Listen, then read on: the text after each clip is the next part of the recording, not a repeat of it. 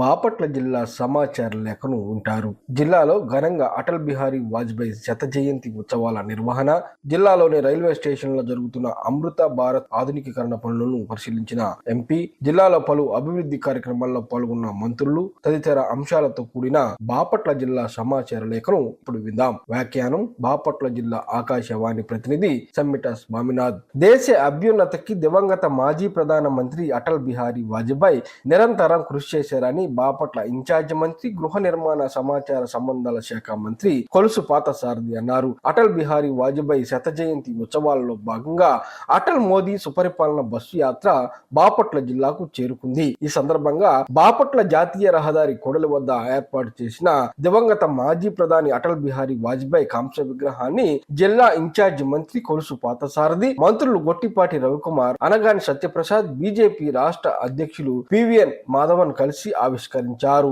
ఈ సందర్భంగా జరిగిన సభలో మాట్లాడుతూ ప్రజాస్వామ్యాన్ని గౌరవించి నైతిక విలువలతో వాజ్పేయి జీవించారన్నారు. రాజకీయాల కంటే దేశ అభివృద్ధి కొరకే పనిచేశారని కొనియాడారు. కూటమి ప్రభుత్వం సీఎం చంద్రబాబు ఆధ్వర్యంలో గ్రామాల్లోనూ పట్టణాలకు ధీటుగా పూర్తి స్థాయిలో మౌలిక వసతులకు అభివృద్ధి చేస్తున్నామని రాష్ట్ర విద్యుత్ శాఖ మంత్రి గొట్టిపాటి రవికుమార్ స్పష్టం చేశారు. అద్దంకి నియోజకవర్గ పరిధిలోని కొరిసిపాడు మండలం రావినూతల గ్రామంలో మంత్రి గొట్టిపాటి పలు అభివృద్ధి కార్యక్రమాల్లో పాల్గొన్నారు. ఈ సందర్భంగా 1.30 కోట్లతో నిర్మించిన అంతర్గత రహదారులు, కలవట్లు, సైడ్ కాలువలను మంత్రి ప్రారంభించారు.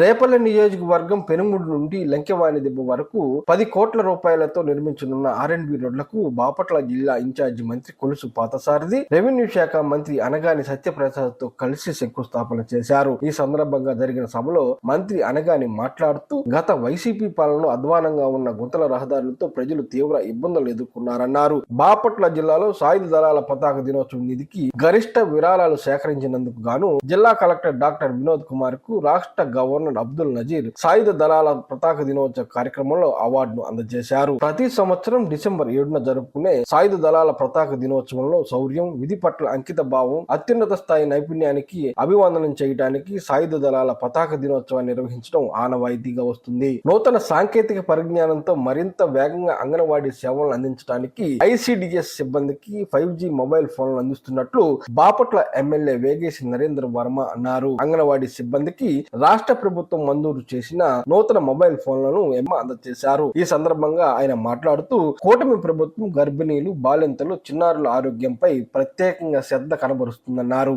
జాతీయ రహదారిపై తరచూ జరుగుతున్న రోడ్డు ప్రమాదాలను నివారించడం మనందరి సామాజిక బాధ్యత అని బాపట్ల ఎస్పీ ఉమా మహేశ్వర్ అన్నారు. జిల్లాలోని పర్చూరు నియోజకవర్గం మాటూరు మండలంలోని జాతీయ రహదారిని ఎస్పీ అధికారులతో కలిసి పరిశీలించారు. ఈ క్రమంలో రహదారిపై ప్రమాదాల నియంత్రణకు చేపట్టాల్సిన వివిధ అంశాలపై పోలీసు అధికారులకు ఆయన పలు సూచనలు చేశారు. ఈ సందర్భంగా ఆయన మాట్లాడుతూ జిల్లాలో జాతీయ రహదారులపై ప్రమాదాల నియంత్రణకు కట్టుదిట్టమైన చర్యలు చేపడుతున్నట్లు ఆయన స్పష్టం చేశారు. అనారోగ్యంతో బాధపడే వారికి ముఖ్యమంత్రి సహాయ నిధి ఒక అపర్ణ హస్తమని పర్చూరు ఎమ్మెల్యే ఏలూరు సాంబశివరావు అన్నారు. పర్చూరులోని టీడీపీ కార్యాలయంలో నియోజకవర్గంలో అనారోగ్యంతో బాధపడుతున్న 67 మంది లబ్ధిదారులకు 36,85,000 రూపాయల ముఖ్యమంత్రి సహాయ నిధి చెక్కులను బాధిత కుటుంబ సభ్యులకు అందజేశారు. ఈ సందర్భంగా ఆయన మాట్లాడుతూ పేదలకు నాణ్యమైన వైద్యం అందించడమే కూటమి ప్రభుత్వం యొక్క లక్ష్యమని తెలిపారు. చీరాల నియోజకవర్గ అభివృద్ధికి ప్రణాళికాబద్ధంగా ముందుకు సాగుతున్నట్లు చీరాల ఎమ్మెల్యే ఎంఎం కొండయ్య స్పష్టం చేశారు. నియోజకవర్గంలోని చీరాల, వేటపాలెం మండలంలోని పలు గ్రామ పంచాయతీలలో నూతనంగా